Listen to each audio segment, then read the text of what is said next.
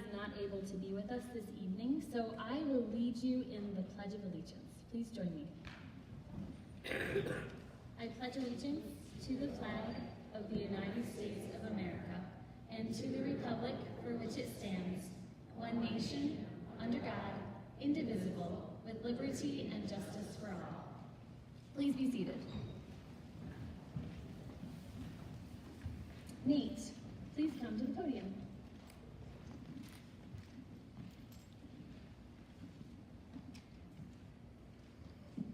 Dr. Schmidt, Mrs. Donlin, Mrs. Douglas, and Mrs. Horn, members of the faculty, parents, and students, welcome to the 2022 NHS Induction Ceremony.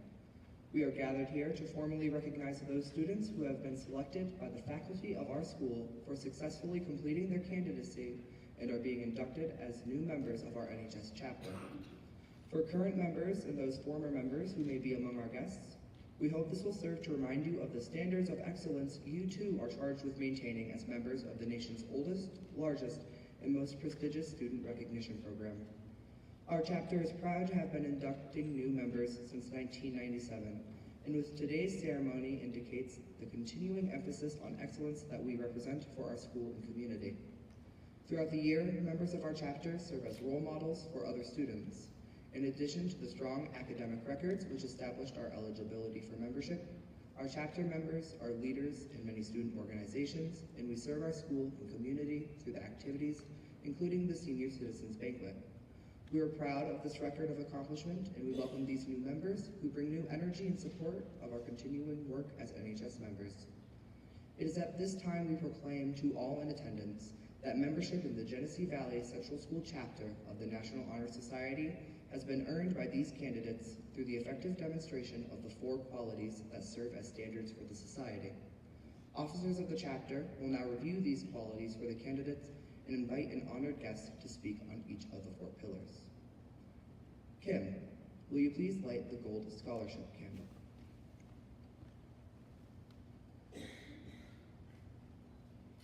I will now introduce the scholarship pillar. Scholarship denotes a commitment to learning. A student is willing to spend hours in reading and study, knowing the lasting benefits of a cultivated mind. Knowledge is one great element in life which leads to the highest success, and it can be acquired in only one way, through diligence and effort. Learning furnishes the lamp by which we read the past, the torch guiding us to understand the present, and the light that illuminates the future. Candidates have the charge to continually expand their world through the opportunities inherent in scholarship. This pursuit goes far beyond the grades each receives in school. Our NHS students are curious and strive to see how the world outside of the school connects to the work they do in the classroom. Mrs. Preston, please share your thoughts on scholarship.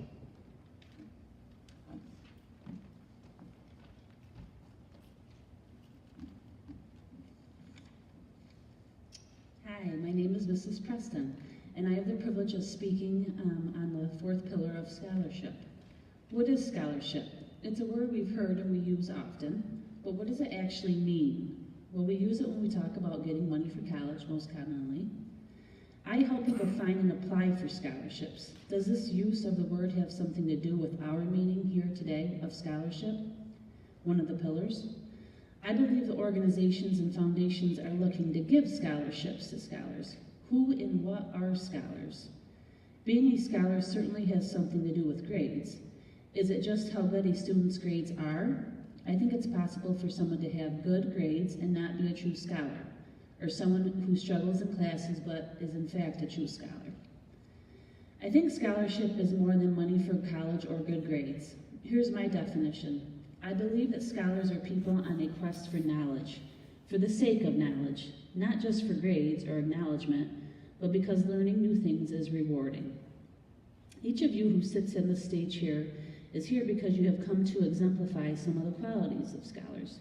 You are driven learners. You accept the fact that the purpose of school is to help you pursue knowledge for knowledge's sake. You don't always know where that knowledge will take you, but you know that you'll need it to help you define your future. You all will enter different career paths, different courses of study in different areas of scholarship. You have learned how to learn and that pursuing knowledge is attainable and rewarding. Perhaps you will even inspire countless others to engage in scholarship just like you have. You should be commended for your hard work. Your induction into the NHS is a testament to your hard work, your dedication, and your commitment to scholarship. Students in the audience, usually we do have some more students in the audience during the day, who are witnessing this important honor, know that the level of scholarship is reached by focus, determination, grit, energy, and a good work ethic. You have a team of teachers, older students, parents, counselors, administrators who are here to help you on your journey. As school counselor, it is my responsibility to track students' transcripts and determine who qualifies for NHS. The eligibility is a 92% from all of your high school computed classes. In my experience, it is often the 9th grade year that holds students' averages below the NHS requirement of 92%. Students tend to take 10, 11, and 12th grade studies a little more seriously than 9th graders. 9th graders are often still maturing, adjusting from transition from middle school to high school, and learning how to learn for themselves. It's tough when at such a young age the grades you've earned matter greatly years later. Often students forget their lack of scholarship in 9th grade. I say this to encourage the younger kiddos. I say this also to encourage 10th graders who know they become more mature scholars to push themselves to make up for academic struggles maybe in 9th grade. Speak with me now before it's too late to improve your work ethic. I can provide you with advice, tools to become a stronger scholar. Speak with your teachers. They often know exactly what you need to do to improve your scholarship. Speak with your parents about your determination to learn for the sake of learning, but also so you can achieve an honor such as NHS. I also want to share with all of you, successful people are those who are lifelong scholars, people who love to learn new things, who want to know more, and who are constantly seeking a lifetime of scholarship. That's more important than NHS, money for college, or grades in high school.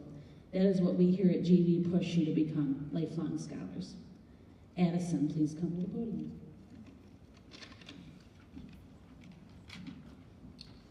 Nate, will you please light the red leadership candle?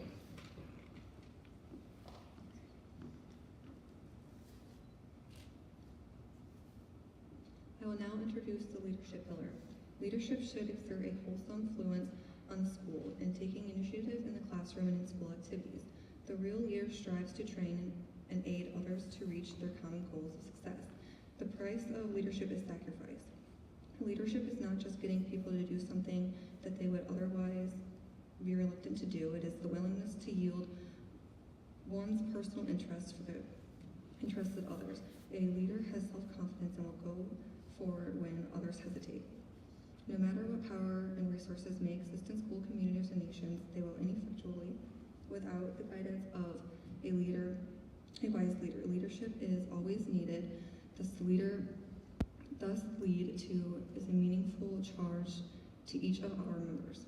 Leaders are also humble servants demonstrating wisdom and self-confidence to effect change around them. Dr. Schmidt, please share your thoughts on leadership.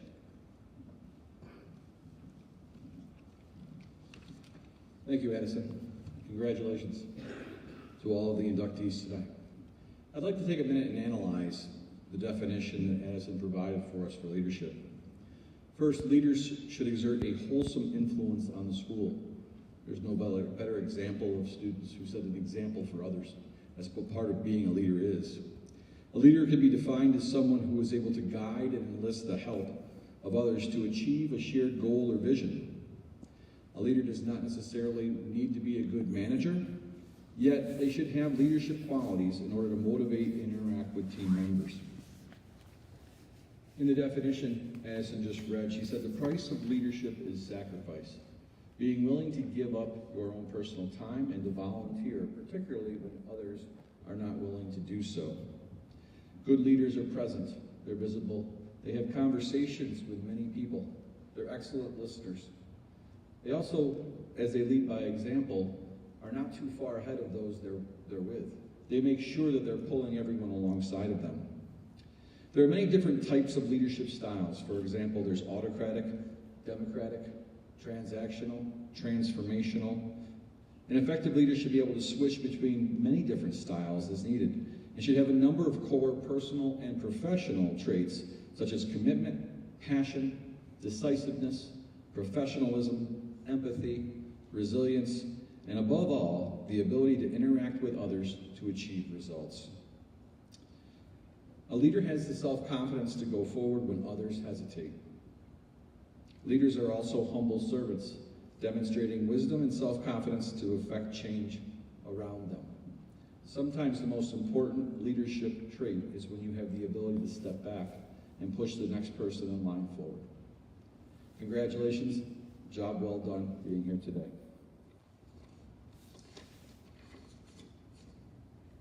Kim, please come to the podium.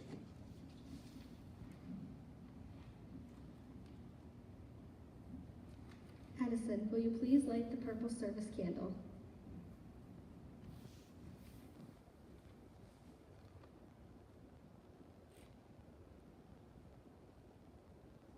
I will now introduce the service pillar.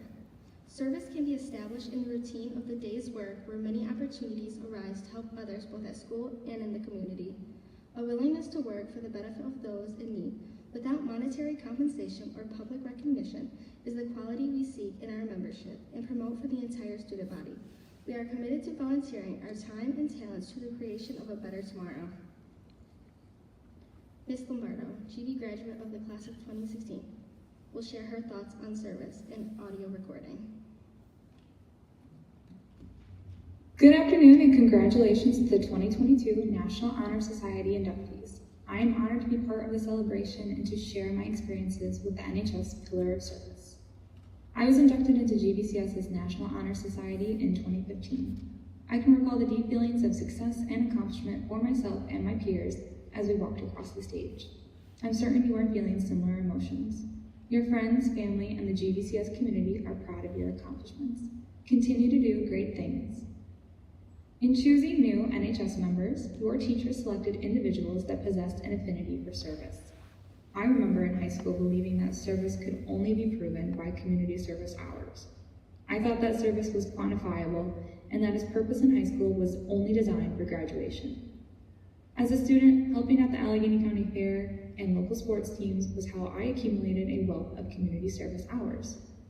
To be of service meant creating these extravagant situations, working with established organizations that would make my college applications and resumes shine.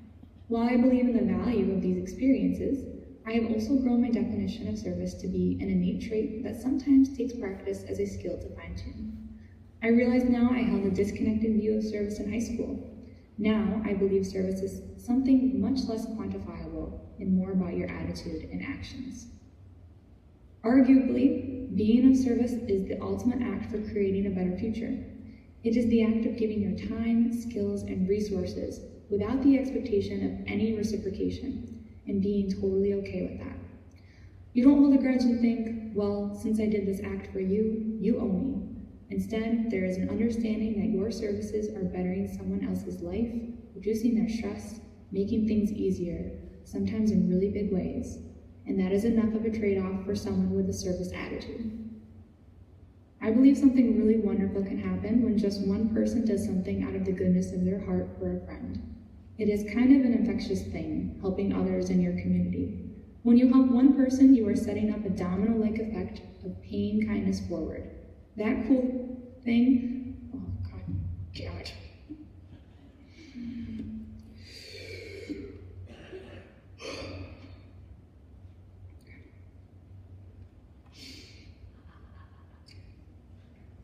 Good afternoon and congratulations to the 2022.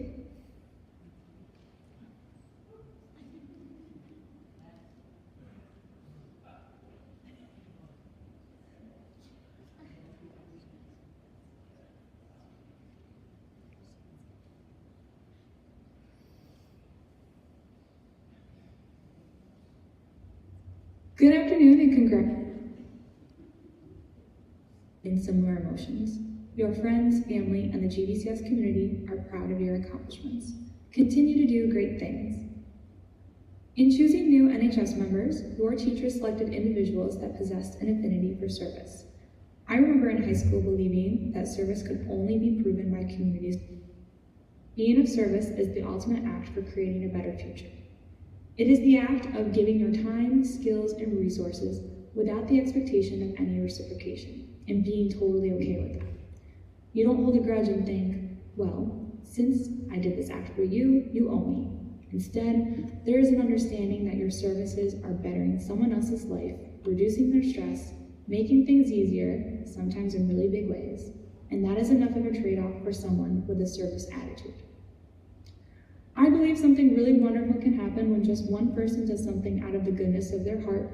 It is kind of an infectious thing, helping others in your community. When you help one person, you are setting up a domino-like effect of paying kindness forward. The cool thing about this is it is an unspoken reaction. When people do nice things for us, we tend to take that and share that feeling. In this way, each of us has the power to change the world with the simplest acts. The opposite, of course, can be true as well. If you are constantly avoiding aiding friends in need, if we live like we are every man for himself, and our attitudes and behaviors make us less giving, I think we can easily create a space in the world that is full of selfish, lonely individuals. You can't create a community without help from those not seeking a reward or recognition. You can build a community very easily when you are actively incorporating service in your life. Therefore, to me, service is both an attitude and an action. It ties to empathy, compassion, and sympathy more so than it does rely on the number of hours put into helping others. After graduation, I learned that service is built off an instinctual desire to help others. The fuel of service is that heartwarming sensation that follows after doing a good deed, a feeling I'm sure you are familiar with. Every day, I am given opportunities to serve others. Through college and now in my career as a teacher, I am always faced with moments where someone needs my help. I am humbled by my profession and also invigorated by it when I can be of service to my peers or my students. As you reflect on this evening and join the National Honor Society community, remember to keep pushing your peers to be better. It is an exciting time to watch your classmates blossom into seniors and young adults making some big life choices. Continue to support one another. To be part of the NHS is an honorable thing. Keep showing the community why you were selected through your actions and attitudes. And remember, the best way to find yourself is to lose yourself in the service of others. Nate, please come to the podium.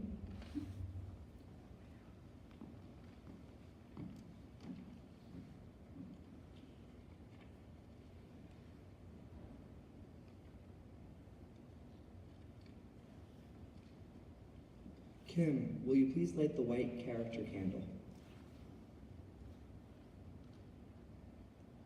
I will now introduce the character pillar. Character is the most elemental quality that a National Honor Society member possesses. A person's character isn't measured at one instant in time, but along the continuum of one's life. The right decision is rarely the easy choice one must make. Our ability to make difficult choices is the truest measure of ourselves. Character is something that we must practice with utmost fidelity. It is the force within the individual that distinguishes each person from others.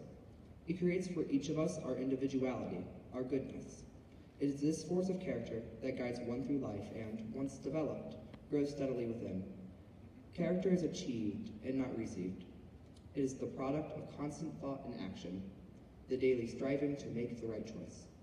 By demonstrating such qualities as respect, responsibility, trustworthiness, fairness, graciousness, kindness, caring, self-reflection, and citizenship, we may hope to prove by example that we value character. Mrs. Donlin, please share your thoughts on character. A person's character can be a hard thing to define.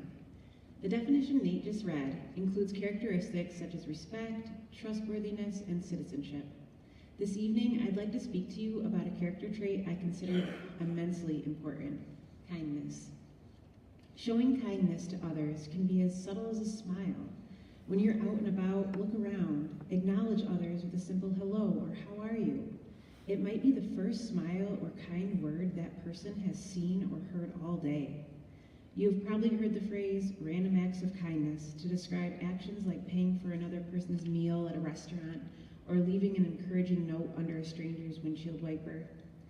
While these are certainly commendable acts, I want you to consider the impact of deliberate acts of kindness. The people around you, your classmates, teachers, siblings, parents, and friends all deserve to be treated with kindness every single day. And author Wendy Mass illustrated this point in a way that continues to resonate with me.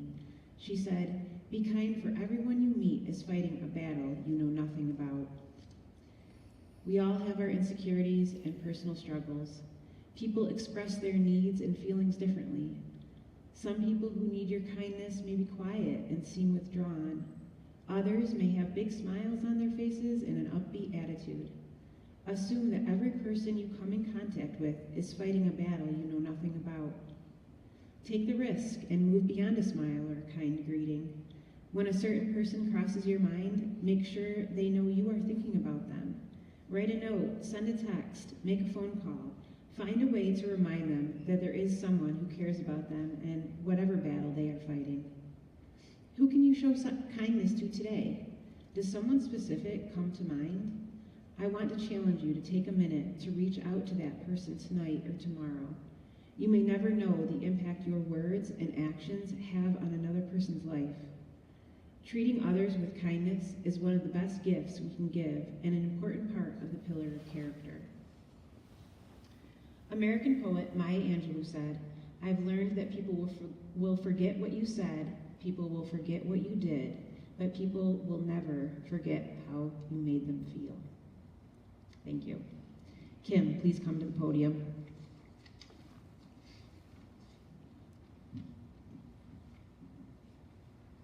The purpose of the National Honor Society is shown in its emblem, the burning torch. It signifies a wish to serve, a desire to achieve, and a pledge to uphold the ideals of society. We light candles to remind us of these ideals. Would the current members please stand? Nate, please light the current members' candles.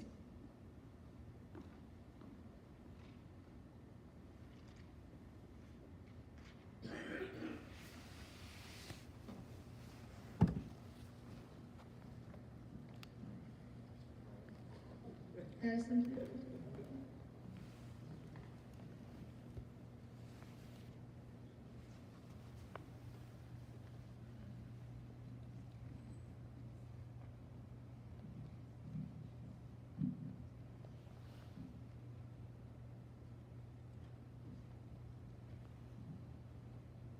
Inductees, please collect your candles and rise.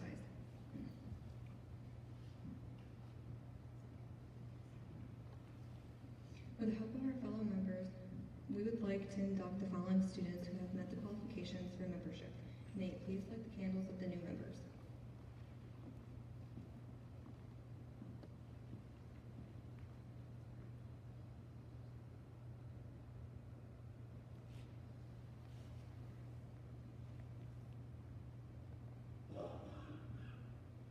Dr. Schmidt, Ms. Donnellan, Ms. Douglas, Ms. Horn, members of the faculty, parents, and students, these are the new members of the Genesee Valley chapter of the National Honor Society for 2022.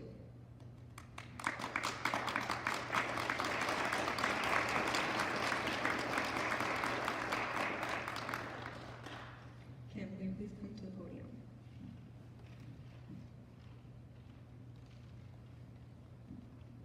At this time, will the new inductees please raise your right hand and repeat the pledge? I pledge myself to uphold the high ideals of the National Honor Society, to build strong character in myself and others, to further the advancement of scholarship, to carry aloft the torch of leadership, and to serve my school, my community, and my country.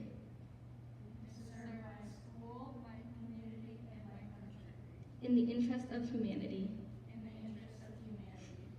Please remember, this audience has witnessed you pledging yourself to the high purposes of the National Honor Society. You may extinguish your candles. Nate, please come to the podium.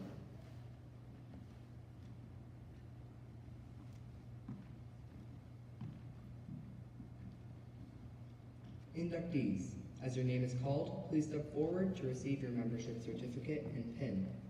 Mrs. Donlin and Dr. Schmidt, please award the inductees at this time.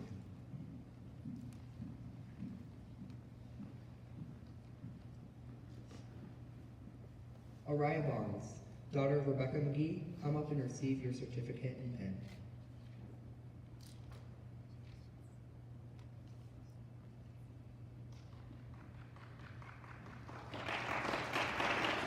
Madison Grusendorf, daughter of Sean and Holly Grusendorf, come up and receive your certificate and pin.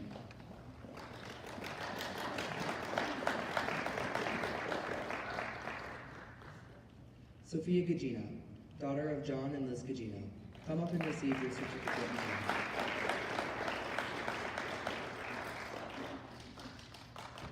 Lauren Hagstrom, daughter of Todd and Michelle Hagstrom, come up and receive your certificate and pin. Reagan Hagstrom, daughter of Carl Hagstrom and Dana Dunham, granddaughter of Connie Gianelli, come up and receive your certificate and pin. Brooke Hutchison, daughter of Toma and Brandy Hutchison, come up and receive your certificate and pin.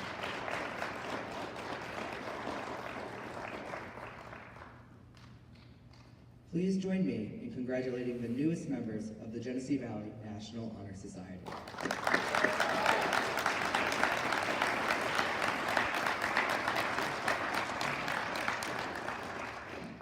New members, you may be seated. I would like to thank our advisors, Mrs. Douglas and Mrs. Horn, for their hard work in organizing this year's induction ceremony. Please join me in thanking them with a round of applause.